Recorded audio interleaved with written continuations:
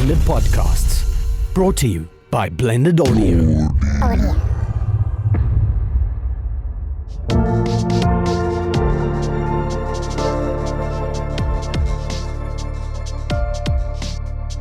ArtPod is a South African-focused visual arts podcast hosted by Claude Chandler.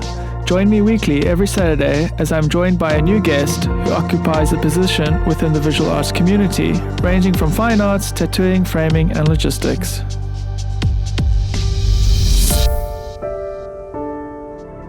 Welcome to another episode of ArtPod. Today I'm joined by the lovely Elzanne Louw. Is that correctly pronounced? Kind of. Oh, It's no? okay. What? Elzanne. Elzanne? It's okay, What did yeah. I say? Elzanne. Elzanne. Sorry, it's the Durban in me. It's okay. It doesn't matter. Yeah, thank you for being on the show. Before we start, could you just do a little introduction of yourself? Oh, okay. Hi. I'm Elzanne. I'm sort of, I think, a creative in Cape Town, I guess, generally. I do quite a variety of things, but I think most people probably know me more from my fashion career with louw. I also co-own Hout Contemporary with Erica Vessels and Micah Valkasal, which is kind of an open studio and art gallery and retail gallery for design. It's like a hybrid space, I guess. And then in a more personal capacity, I also produce my own art. So there's like these legs of what I do. Yeah. And I also work as a workshop facilitator with art. And that happens in our space as well. So yeah, interested in quite a variety of things touching on art and design in Cape Town. Great. Yeah, I think that's one of the big reasons I'm having you on the show is just how many hats you wear in the art community. I mean, here on your LinkedIn page, Curator, Workshop, Facilitator, Artist and Designer at Louw Studio and Hout Contemporary. I think that's quite fitting and yeah, it sounds very hectic, actually. And now, originally from Joburg, correct? Originally from Pretoria. I grew up in Pretoria, but I lived and studied in Joburg for a while, about 4 years. So I think I do consider Joburg a big part of my, formative years. For sure. Yeah, I just want to kind of touch on your art education. And I see we were discussing before, you started at Pro Arte Elfin Park. Yeah, that's where I went to high school. So that was your high school. Can you just describe that for people listening? So Pro Arte is a high school for the arts, but it's also a traditional high school, so we have all normal subjects. You can speak English and do a bit of maths. I can do a little bit of stuff like that, but you have specialized fields, so either ballet or visual arts or drama or whatever. And I was in the visual arts department where I specialized in graphic printmaking and sculpture at school level. And I guess that's kind of where my interest in art and design really began, in that community way back a million years ago. And I'm still actually it's weird how the people who come from that school are still, a lot of them are still connected. Okay. Because it was quite a special little bubble, I think. Yeah, before we started recording, you're just chatting. Well, I was talking about kind of the fear sometimes with almost over inbreeding when, everything's art in your life. But I think from what you've described, it was quite liberating coming from a more traditional Afrikaans primary school. And yeah, I mean, in my mind, it was just art 24/7, but I see, it's a kind of a good balance between the two. And then again, I think, finding like-minded people. Maybe did you have a thing where coming from a very traditional Afrikaans school and maybe coming from a liberal household? Yeah, liberal. I think my parents are very liberal for Afrikaans people. Sure. And so was it like a shock to kind of see from the primary school and then another shock, or was it more like, oh, okay, there's a lot more people like me, this is where I should be? I think it was like, oh, there's a lot more people like me and a lot more people who are interested in other subjects that are not sport related, for example. And just being exposed to theatre and being exposed to art and art history, and I just soaked up all of that stuff instantly, and it was just fabulous. And was there a thing almost of not kind of an identity loss, but maybe coming into that school feeling like I'm the arty kid and then everyone is the arty kid now? Is there a little bit of resentment to that? Or? No resentment whatsoever towards that. I think I flourished, and if you probably look at my academic record, you'd also see that when I went to high school, my grades went up significantly.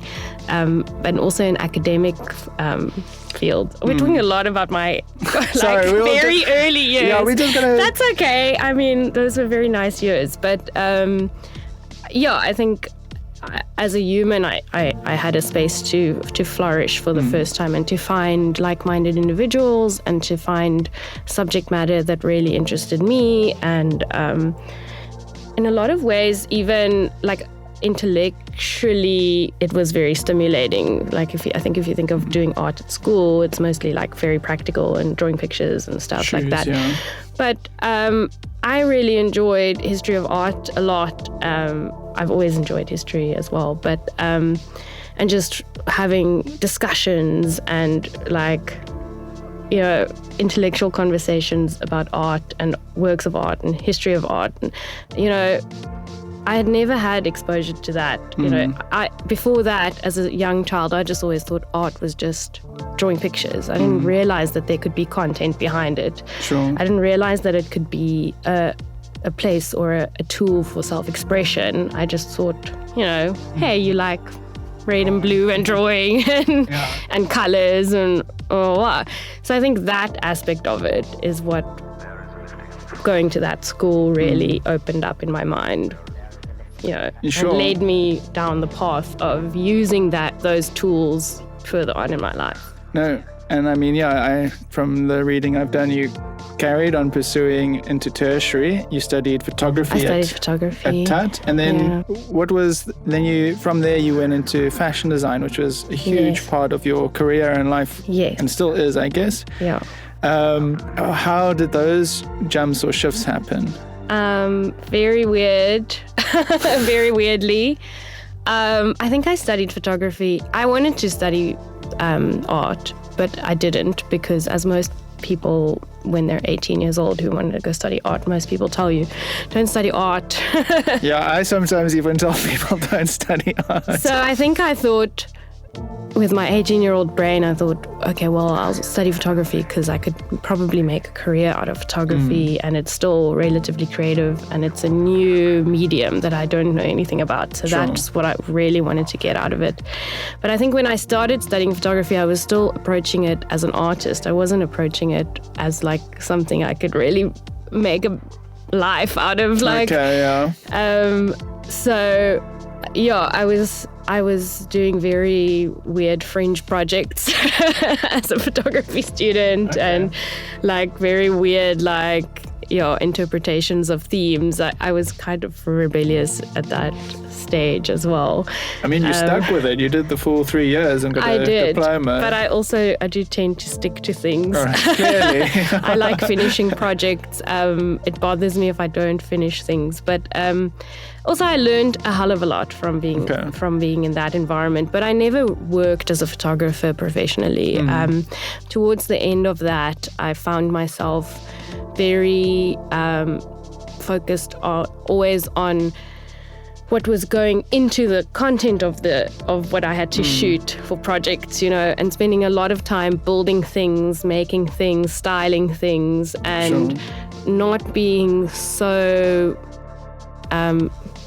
focused on the technical stuff, like lighting and cameras. It was also a very weird time in photography that I studied photography, because we were just moving over to digital. Yes. And so my photography education actually still consisted of a lot of analog work, which today I'm grateful for. But at that stage, I was horrified because it didn't prepare me at all for what was going on in the real world. By the end of my third year, I mean, we only started working in digital photography around our third year. So everything before that was analog. And by the time we all finished our diplomas, the entire world of photography was digital. And here we were with all this analog education. Crazy, yeah. And like 2 years later, then you had the iPhone and then that kind of revolution. Exactly. So it was a very weird thing. A lot of my friends went on to work as photographers and adapted quite quickly. I mean, as you do. But it was just like, it freaked me out completely. So was there a sense of like kind of betrayal or resentment? Yes, a little bit. But now, like I say, I've made my peace with it because at that stage I was like, why aren't you guys teaching us stuff we need? Sure. I mean, isn't that the cliche? Yeah.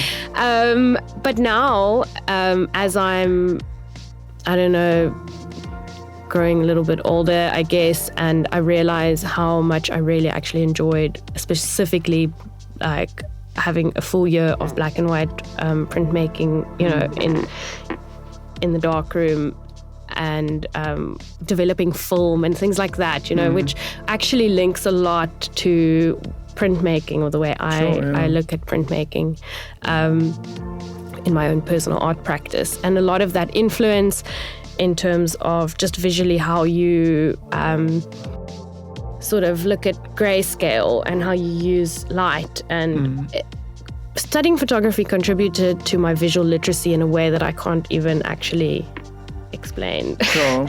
And it's all stuck, you know, in the background there. But yeah, I was never meant to be a photographer.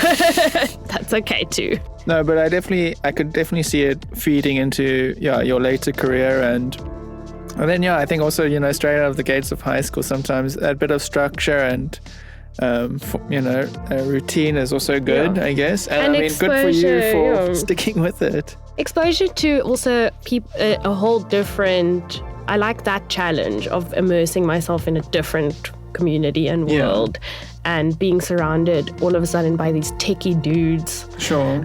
Because that's basically what it was like. But again, I think it's so important. I'm always surprised with a lot of artists I interview that a lot of them didn't start with a fine art background, and I think it's to their benefit. Yeah. Like, I sometimes feel like, you know, grew up with art parents, did art in school, studied fine art, and I mean, it feels a bit much. It's like I've joined the family business, you know, I've just never exposed myself to a lot more. But I think in my personal life, I definitely try to do that. But anyways, enough about me. So from there you went into fashion design at UJ, University of Johannesburg. Love studying. Look at me. I just love being a student. Was there a thing where you're like, no more TUT because you studied at Tshwane University? I wanted to move to a different city. I wanted to move to Joburg. My boyfriend at the time, lived in Joburg, so I guess that was also a little bit of a motivator. But I wanted to study fashion specifically because I had been spending a lot of time in my photography, sort of pursuing fashion shoots and styling, and, you know, like in my third year projects and stuff. And so I knew that I wanted to get back to working with my hands again and to actually making things. And once again, I kind of, for some reason, just didn't study art. I thought, well, I have to do something more practical. Studying fashion is not a more practical thing to study. But anyway, I did that, and I pursued design, and I think that led me on the journey to design thinking and discovering design thinking and how different that is from art thinking, and how the lines between the two can blur and how they can influence each other, but that fundamentally they are completely separate things. And so, I mean, especially making clothing, fashion perspective, you know, design is always to the end of a purpose. You know, there's you design for purpose. You design for an end user. You design for function, and classic quote: "Form follows function." I guess. Yes. And so I think that formed a lot of my thinking in terms of how I work, even in art, and how I work in business and calculating and strategy and stuff. I'm definitely a strong design thinker and a problem-solving mind. Problem solving, I think, is the key of creativity. I think ultimately, if you're a good problem solver, I think any kind of creative endeavor is going to just be a kind of an easier task. But I think in relation to what you were describing now, people who come from different backgrounds, who are working artists, I think specifically people who come from design backgrounds, there's something that design thinking brings to your sort of art practice that I think people do miss out a little bit on that when they only study art. Sure. Because there are some fundamental things in design thinking that help you develop ideas and strategize in terms of what your purpose, where you're heading with whatever it is you're doing, even if it's art and it's to your own personal fulfillment. I don't know, does that make sense? No, totally. I think even more recently, especially that I've been doing a number of murals, and just the shift in subject matter and techniques, it definitely feels a lot more like design, and a different part of my mind kind of activates, and the treatment, I have to use more of a designer brain, I feel, where the kind of fine art side just won't cut it. And it's just interesting to kind of understand that and see the importance of it. I mean, there's definitely something, it's definitely a skill and a trade, design, and I think people need to understand that the difference between fine art and design, and there's a huge one, and I think massive they can definitely feed each other. Yes. I mean, another friend of mine, he went graphic design, and when I make little posters or something for events and I'm using like MS Paint and nothing's lined up, he almost has like a hernia and panic. And I would think that my art eye would kind of help carry it enough, but I think there's certainly things that go missing with that. And then also recently, the last time I saw you was in Worcester for yes, I think it was called the skills competition. It was basically a Western Cape or government initiative to reward students who are creative and do more industrious, practical things, or practical skills. And I think definitely if you look at the economy, I think that's definitely a huge shift into that. And you were a judge. I was a judge. Which was great. Can you just talk about that experience? Yes, I was very honored when my lovely friend Peter asked me to judge the competition. And I don't know, I love working with young people. I love working with all people in a sort of teaching capacity. I think that it's such a great environment for sharing and knowledge, and it's cool to see where the kids are at, compared to where I was at when I was that age, which is why I said to you earlier before we started recording, I think the kids are in a better, there's better kids out there today. But education is very important to me, and specifically where the Western Cape is heading with trying to push practical skills and not just academia, developing things like the skills competition, including subjects in normal schools that children can use to start building practical careers earlier on in their lives, and realizing that being a doctor or being a lawyer is not the be-all and end-all of everything. Neither is being an artist necessarily, but I mean, you could live a very fulfilled life and make a hell of a lot of money being a plumber, or or having 5 Toyota garages. That sounds great to me. It's not my aspiration in life, but the thing is, I think a lot of kids are going through the school systems, not pursuing maths and science and saying, being sort of pushed to the side. And we clearly have an issue with unemployment in this country. And entrepreneurship is not just, opening fashion labels and and restaurants. Yes.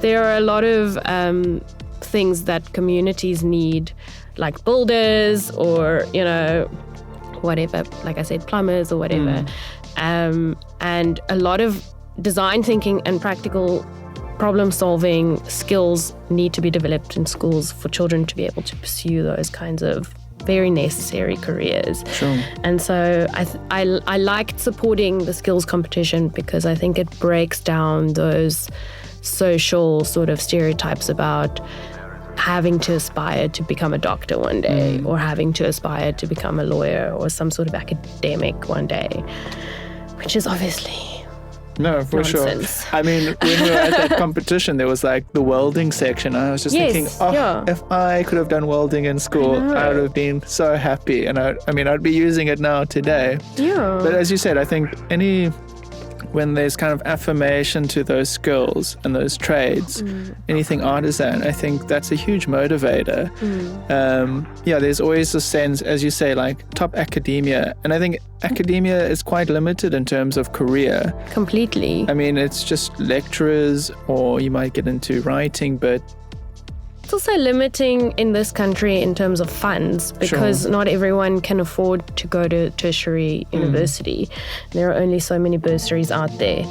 So no, totally. There was also like how some of the technicons went the university route, I thought that was also a poor move, and I understand the thinking, like you want a cheaper university option and you switch the technicons to that, but I think ultimately it's a failure to the broader community. Or I don't know if I agree with you 100% on that, because I think what it did do is it sort of by making technical degrees or technical qualifications, turning them into university degrees. For example, my fashion degree is a BTech degree. It's not a what did it used to be? It used to be something else before technicons and universities merged.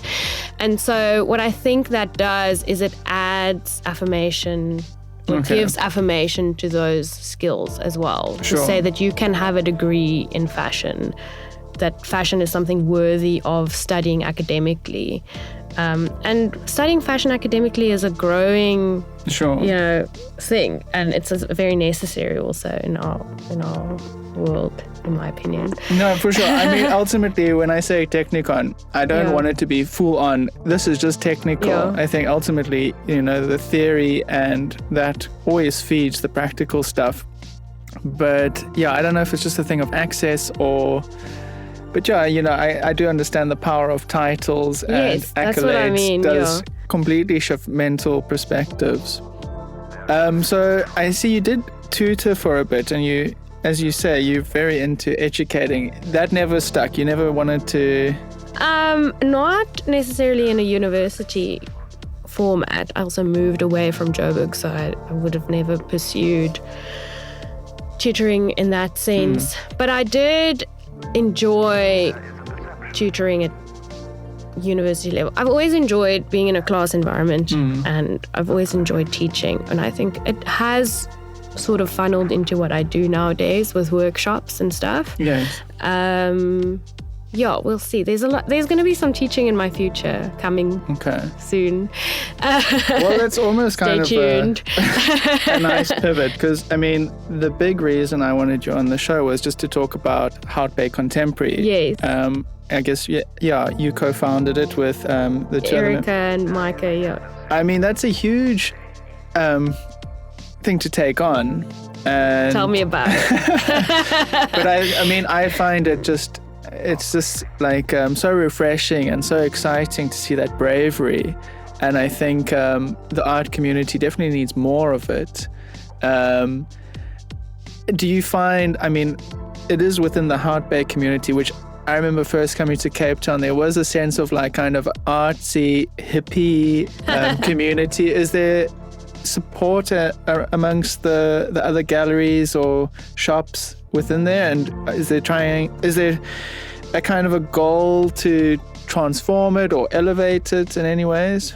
I don't think there's a goal to transform it, but I think our goal was to create something in that area that isn't there yet. And there are lovely art galleries, there are a lot of creative people, but no one with our model. And so we did gravitate towards Hout Bay sort of for that reason, because there's so much stuff going on in Cape Town, you kind of will drown in competition in a way. Not that intimidates me. Yes.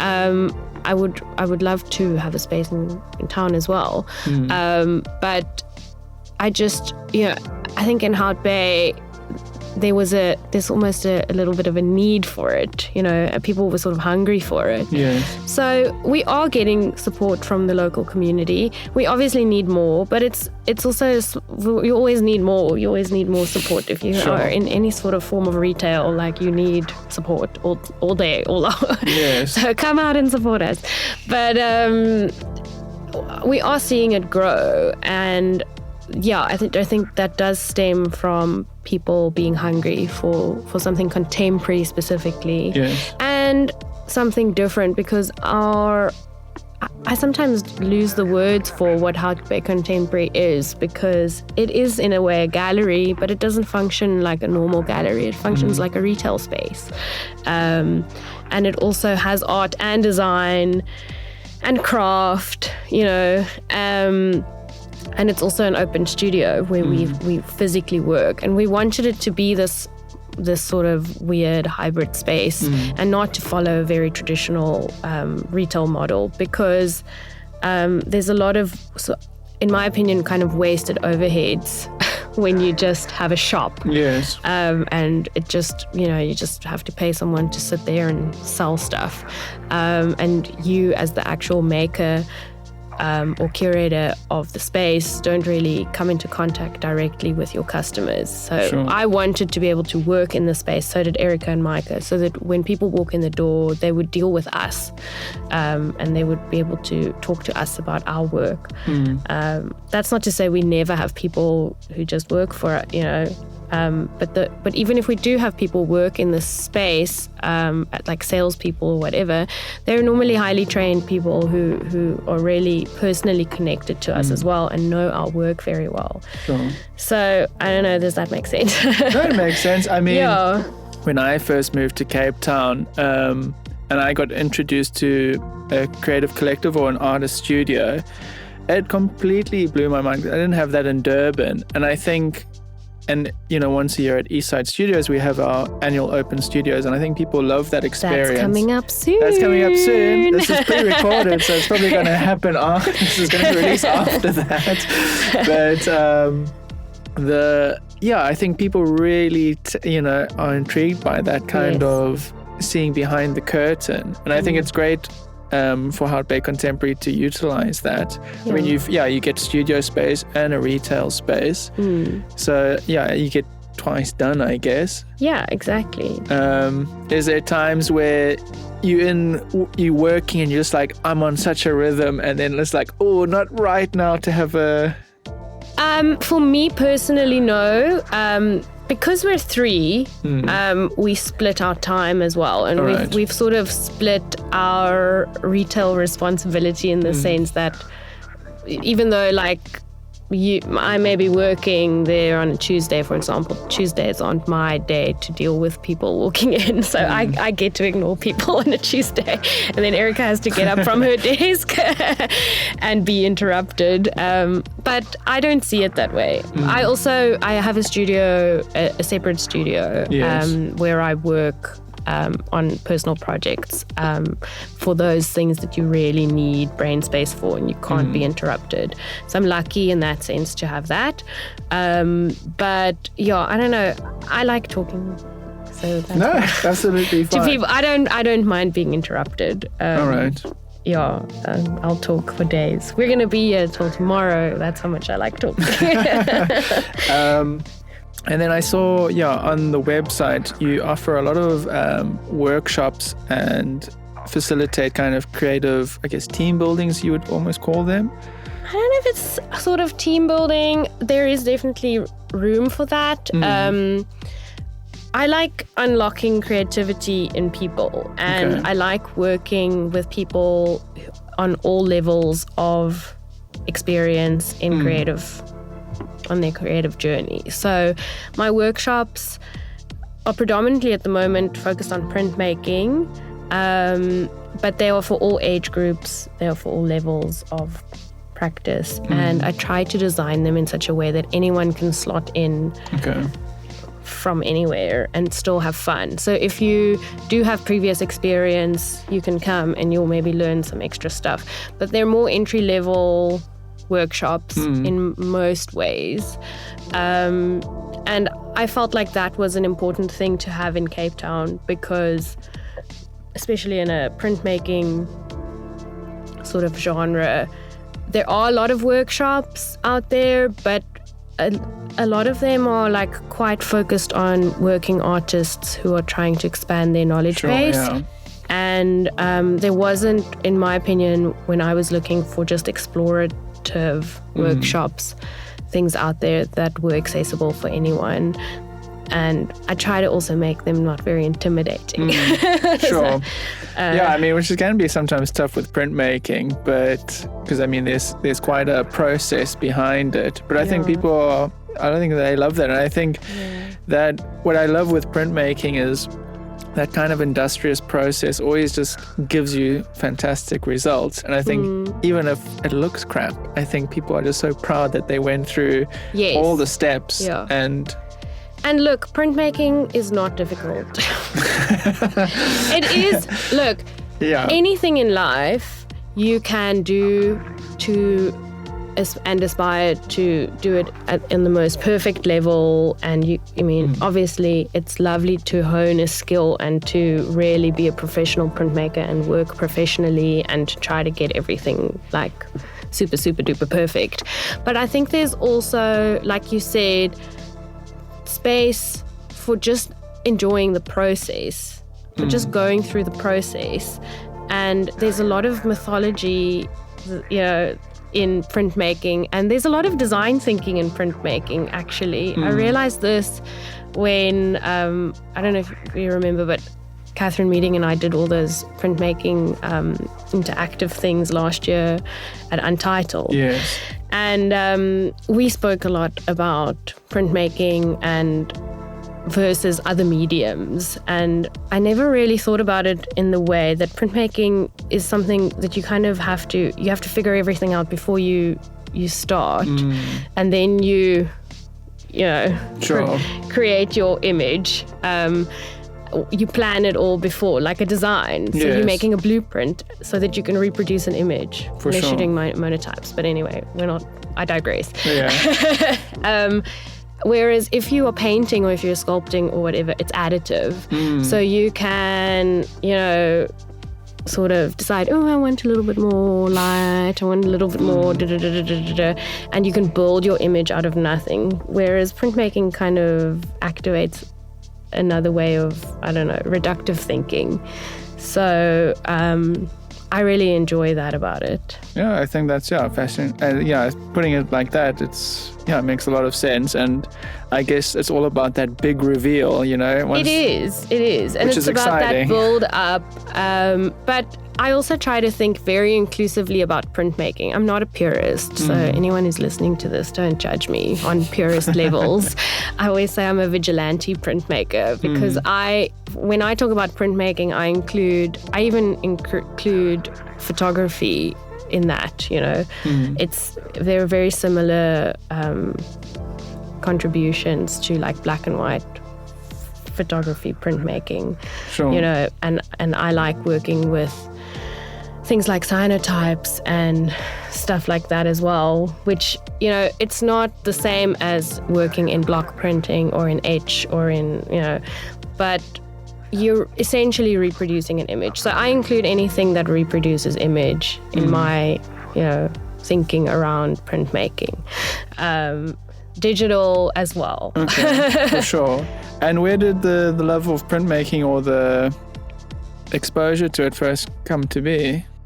So my first exposure was at school level, actually Okay. before school level. I think I made my first lino when I was like 11 years old or something. So it's something I've always had in my life in different forms. And then it kind of went into photography, printmaking. And then when I was studying fashion, I was doing a lot of textile and a lot of silkscreen and a lot of block printing on textile and stuff like that.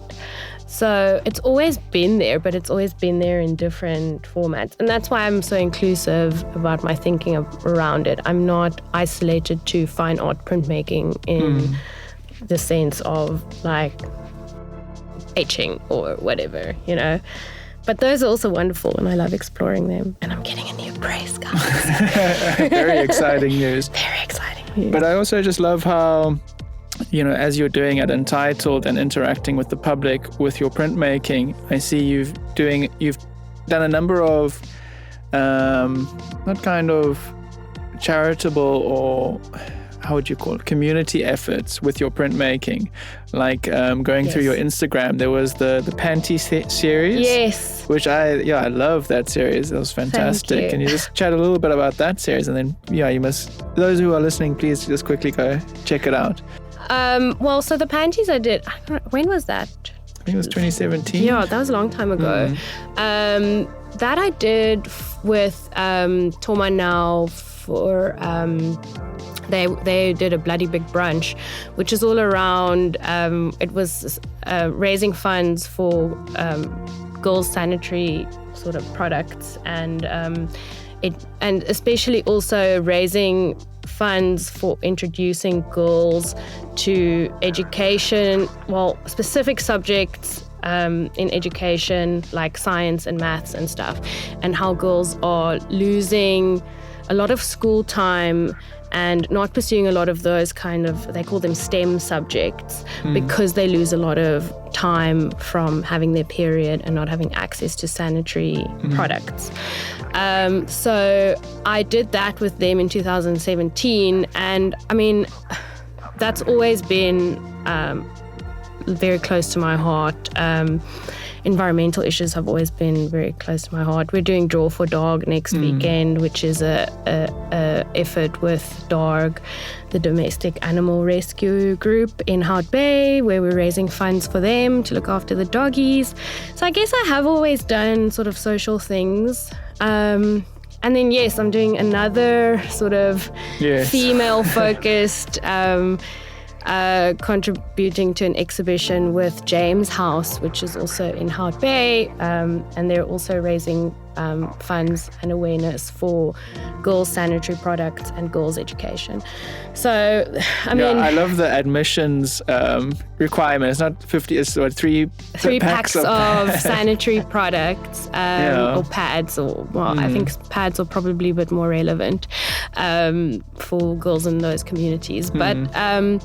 Yeah, I mean, so I like to have a common thread that runs through how I do work and how I do business, and I also like to have purpose in my art. Sure. So I guess that's the designer in me in a little background way. I always think, why am I doing this? What's the purpose of this project that I'm working on? And to what end is it? Is it only towards a personal goal of making money? For me, it's not. That's not how I approach my personal work. And it's not how I want to establish Hout Bay Contemporary either. I want Hout Bay Contemporary to be seen as a community-focused platform. Well, I think, it kind of, it's a bit, not self-serve, I don't want to say it like that, but I mean, it's so great to give back to the community. And I think ultimately it will definitely feed back into the space and into the, just being part of that community. You kind of get people interested in the space and want to be part of the next project. And it's always tough. I find, like, as an artist or as a creative, like, you definitely want to do your part and give back. And I think it is important. Yeah, I mean, look, I for me, it's more about the kind of world I want to live in, you know, Sure. than it is just using it as sort of exposure avenues. Yes. That's how I think holistically. What kind of world do I want to live in? Do I want to live in a world where women get murdered in the post office? No.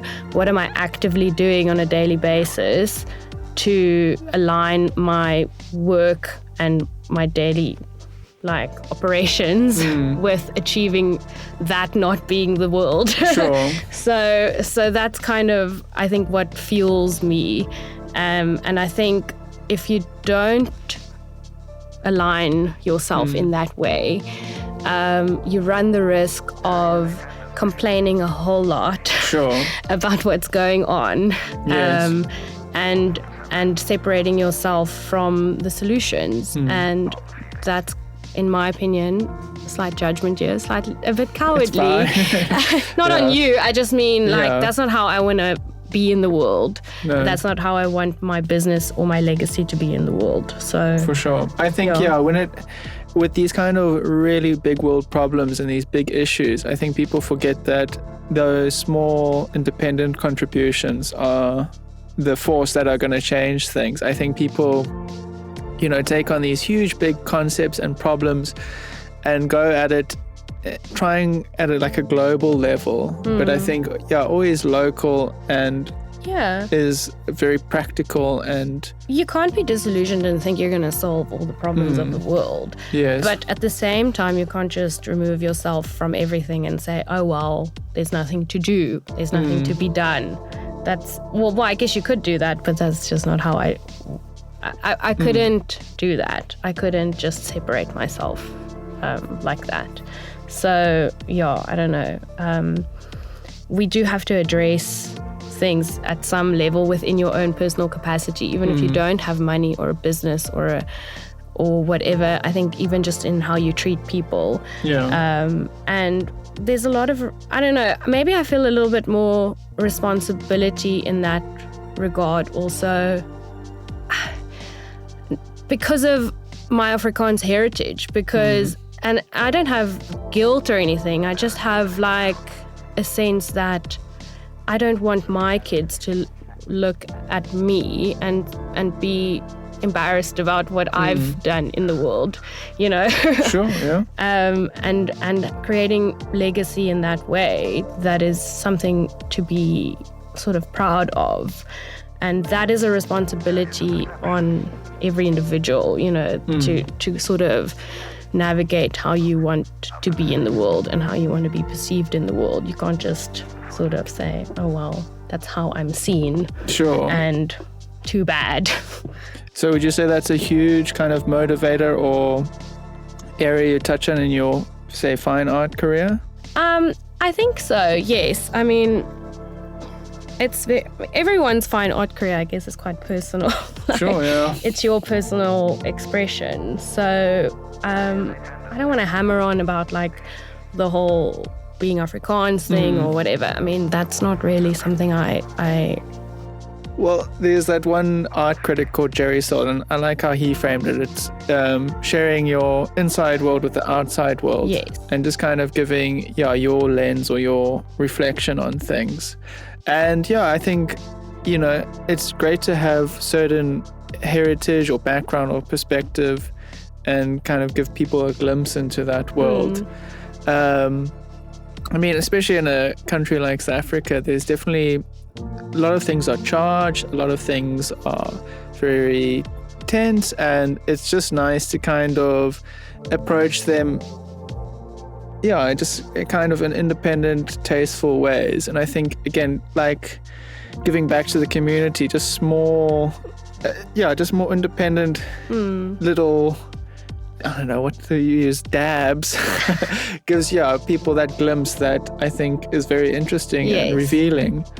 And I think it is important to kind of focus on how you are in the world as a person and how you treat people in the world on a case by case sort of level. Because those minor impacts, because we are talking about minor impacts here, essentially, is what have ripple effects in the world. And you will never know the small conversation that you have with a kid at a skills competition. I'm not saying I've made all these differences to people's lives, but I'm just saying I know in my life where I've had a teacher or one person or one, I don't know, act that has changed my perspective on things completely, or given me the encouragement to continue with something, or, you know what I mean? And so I'm very aware of my impact, my micro impacts that I have in the world. So, and I guess I kind of get that a little bit from my dad. My dad is very much like that as well.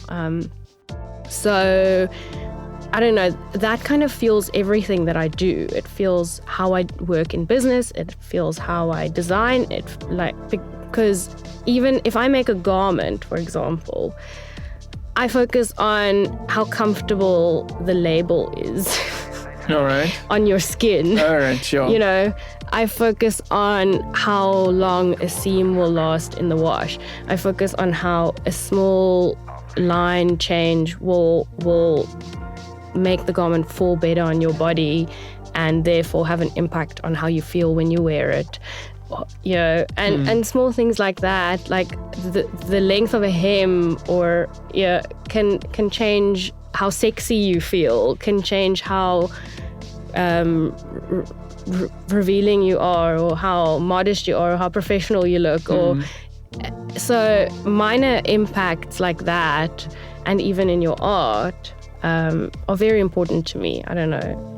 Sure. Well, again, I think it just gives you a kind of a clear mindset and common thread that runs through, like that that's what guides me. Sure. I think, some people have religion that guides them. I think that kind of OCD. Focus any type of thing that helps vision. I think, vision and focus and drive are important things. And as you said, like, form following function, those type of methodologies just make the process a certain type of experience for the artist, which is... Yeah, so for me, for example, I would say, like what I said earlier about the world I want to live in is the function. And the form of what I pursue in my career is how I get to that world I want to live in. Sure. So that's kind of design on a thinking on a much larger scale. But you can use tools like art to pursue or those kind of that kind of life goal. That's very big. I feel like that was an Oprah moment. No, definitely. Thank you for sharing it here exclusively on Art Pod. No, great. And the growth of Hout Bay Contemporary, I know, as you said before this podcast, you were talking, you stopped showing at the Biscuit Mill Market and kind of put the fashion a little bit more on the back burner. So you kind of basically all in on this. Do you think, where are you wanting to take the Hout Bay Contemporary? I know you mentioned something about teaching. Is that what the space wants to open up to? Well, the space is already open to teaching. We do quite a few workshops. I wanted Hout Bay Contemporary to be a platform for local artists and designers that is accessible and that is also accessible for the public, because not that I don't like and love galleries and think that they are very relevant still. I think a lot of people also, if you don't follow art and you don't follow art galleries, not everyone feels comfortable immersing themselves in spaces like that. Not everyone attends art exhibitions, and not everyone who can afford to buy art attends art exhibitions. In fact, you'll find a lot of people who can't afford to buy art, like other artists, tend to attend art exhibitions. And so that's kind of what I wanted to do with Hout Contemporary, is to create a environment that seems more like a normal retail environment where you could actually access really good art very easily, and you could buy it off the wall. You don't have to put a red sticker on it at an exhibition. And although that's also lovely. It's lovely to have a full-on show and to attend and support people's shows. That's not what I'm saying. I just wanted there to be an alternative as well. And I guess why, like, if I had to give a personal example, I always complained about my brother not having good art in his house, because he's like more of a nerdy guy. And then I kind of thought, well, if the world I want to live in is a world where my brother has nice art on his wall and he can afford to buy nice art, how do I get him to buy nice art? Because he's not going to go to a gallery show ever unless I drag him.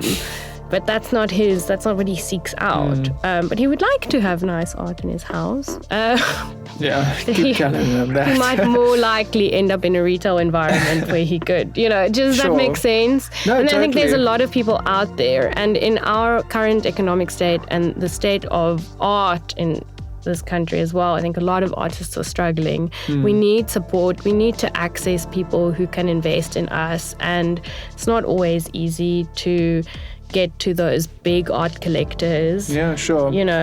I think, especially, say, feeling it now, when the economy is a bit tight, I think one of the first things people cut away is art and that type of buying. And, I mean, staying in UBS, we've had a lot of people from, like our neighbors visiting, and they are always so impressed of what the art on the wall does to a space. And I think anyone visiting a home with a great art collection is always flabbergasted at the impact it has. And it would just be great if people realize that a bit more. I think sometimes there's this attitude of people, it's just, I'm supporting the art, where it should just be more of like, it's this robust. It's sought after. It should be more sought after.